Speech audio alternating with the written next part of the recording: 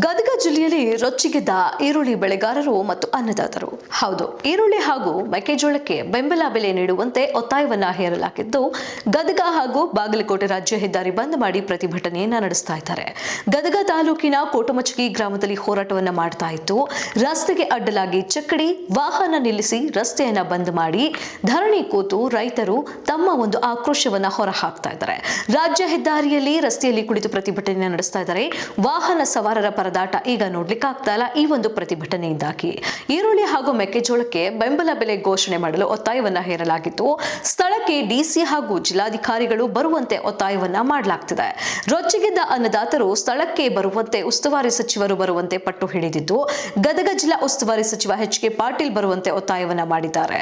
CM ಬದಲಾವಣೆಯಲ್ಲಿ ಸರ್ಕಾರ ಮುಳುಗಿದೆ, ರಾಜಕಾರಣಿಗಳು ಮೋಜು ಮಸ್ತಿ ಮಾಡ್ತಾ ಇದ್ದಾರೆ. ರೈತರ ಪರಿಸ್ಥಿತಿ ಸರ್ಕಾರ ಅರ್ಥ ಮಾಡಿಕೊಳ್ತಾ ಇಲ್ಲ. ರಾಜ್ಯ ಸರ್ಕಾರಕ್ಕೆ ತಕ್ಕ ಪಾಠವನ್ನ ಕಲಿಸ್ತೇವೆ ಎಂದು ಎಚ್ಚರಿಕೆಯ ಗಂಟೆಯನ್ನ ಕೊಟ್ಟಿದ್ದಾರೆ ಅನ್ನದಾತರು.